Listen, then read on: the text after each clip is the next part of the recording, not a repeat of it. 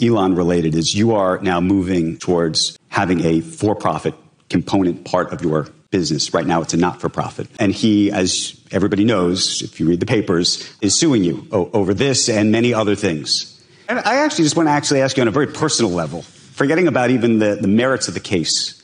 As a guy who has spent a lot of time with him and you guys founded this thing together, how do you feel personally today about all this? This is a tremendously sad. I grew up with Elon as like a mega hero. I thought what Elon was doing was absolutely incredible for the world. And I'm still, of course, I have different feelings about him now, but I'm still glad he exists. And not just because, no, I mean that genuinely. Not just because I think his like companies are awesome, which I do think, but because I think he at a time when most of the world was not thinking very ambitiously, he pushed a lot of people, me included, to think much more ambitiously. I'm grateful is like the wrong kind of word, but I'm like thankful. I'm positive about that. You know, we started OpenAI together, and then at some point he like totally lost faith in OpenAI and decided to go his own way. And that's fine too, but I think of Elon as a builder and someone who, known thing about Elon, he really cares about being the guy. But I think of him as someone that if he's not, that just competes in the market and in technology and whatever else, and doesn't resort to lawfare. You know, whatever the stated complaint is, what I believe is he's just like, he's a competitor and we're doing well. And that's sad to see. So here's the safety question. And we've all read the headlines. You've been in the headlines. Over the past year or 2 years, there have been so many people, both inside OpenAI, who've either left or spoken out or other things where they say, these guys are not focused on safety enough, right? Yep. There's trust questions.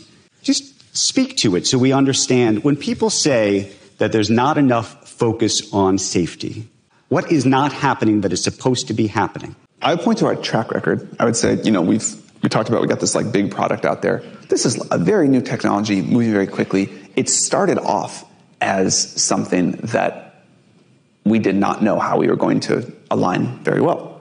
And it is now generally considered by most of society to be acceptably safe and acceptably robust.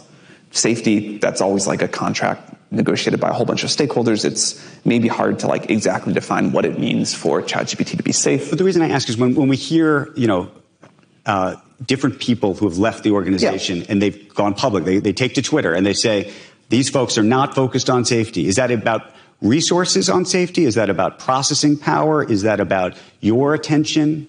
There are definitely people who think that ChatGPT is not sufficiently safe, that it allows things that it shouldn't or doesn't do things that it should. Or there are people who will push on parts of that.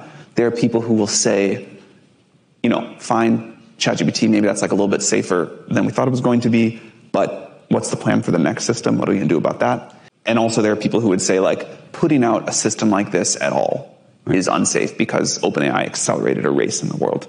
And that gives us less time to work on safety. And so we believe, and you know, this is an opinionated stance, that this idea of iterative deployment is really important.